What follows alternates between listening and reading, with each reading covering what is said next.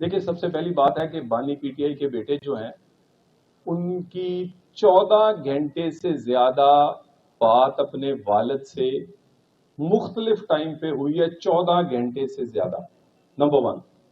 Number 2، میں state minister interior کے طور پہ یہ پہلے بھی کہہ چکا ہوں، اور یہ میں آج 5ویں دفعہ آپ کے میڈیا کے سامنے آن ریکارڈ کہہ رہا ہوں۔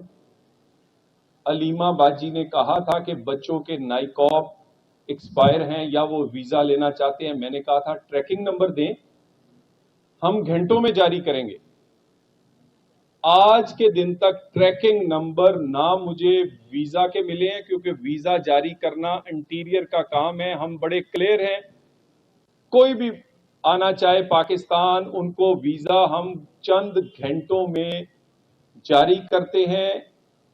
2 سال سے زائد ہو چکے ہیں، ان کے بچے آج کے دن تک اپنا نائکاپ کارڈ اس کو رینیو نہیں کروا سکے، اپلائی نہیں کر سکے۔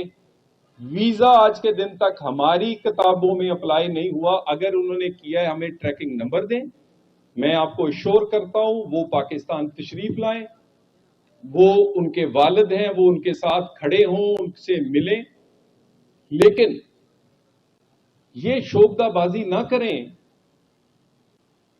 یہ مت ہمدردی لیں کہ میرے بچوں کو میرے سے دور کیا جا رہا ہے۔ نہیں، آپ کے بچے آپ کے قریب نہیں آنا چاہتے، آپ کے بچے پاکستان کا کارڈ رکھنا بھی پسند نہیں فرما رہے۔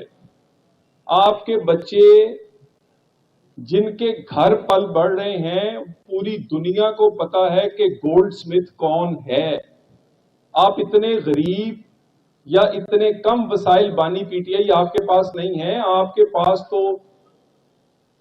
یہ آدھے فیصلہ آباد سے بڑا محل آپ کے پاس اسلام آباد ہے، وہاں ہر قسم کی سہولت ہے۔ آپ کے بچے پاکستان میں رہنا نہیں چاہ رہے، بلکہ اس کا کارڈ بھی لینا نہیں چاہ رہے۔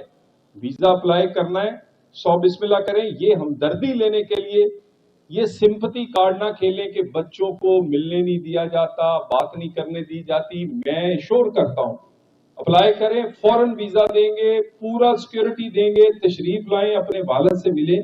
یہ ہمدردی کارڈ نہ کھیلیں۔ پھر آپ ہمدردی کارڈ کھیلتے ہیں، وہ جی انہیں قید تنہائی میں رکھا گیا ہے۔